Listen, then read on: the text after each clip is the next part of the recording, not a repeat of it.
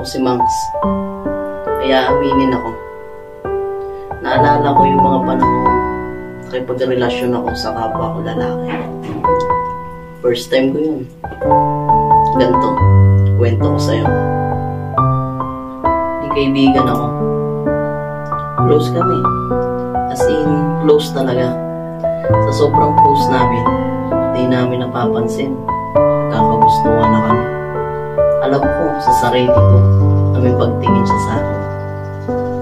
Hanggang tumagal, napapansin ko, nahuhulog na din ako sa kanya. Di dahil sa lahat ng bagay binibigay niya sa akin, kundi sadyang mabait siya. Andyan siya sa tuwing nag-aaway kami ng girlfriend ko. Napamahal siya sa akin. Siya yung tipo ng tao na hindi mo pwedeng saktan o lokohin man lang.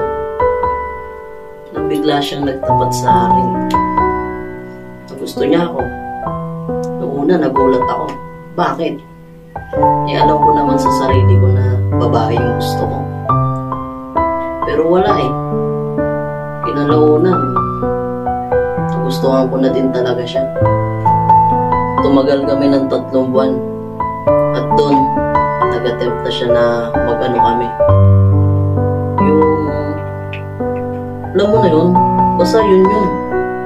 Pero dahil nga, first time ko makipagrelasyon sa kapwa lalaki, di ko alam yung gagawin. So yun, napapayag niya ako. At ginawa na namin yun. Nagpunta kami sa bahay niya. At doon naganap ang hindi ko malilimutang pangyayari. Una, pinahiga niya ako. At oo, ginawa niya lahat yung mga gusto niyang gawin sa akin. Oo, nagugustuhan ko lahat ng ginawa niya sa akin ng mga oras na yun. Pero bigla niya ako pinatuan. Takot na. Ako pala yung titirahin niya sa puwet. Hindi ko malilimutan yung sakit na takti ng puwet ko ng mga oras na yun.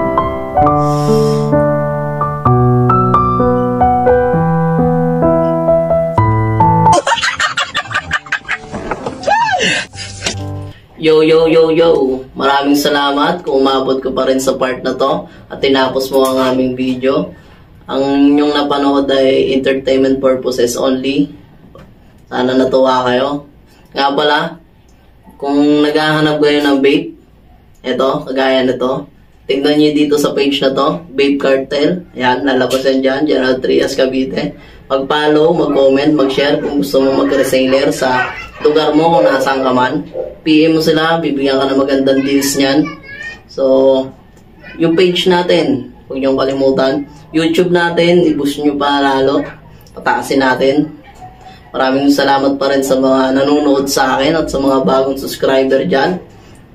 Comment kayo, pwede natin gawin. No? Maraming salamat sa lahat. Ito lahat ng aking social media account.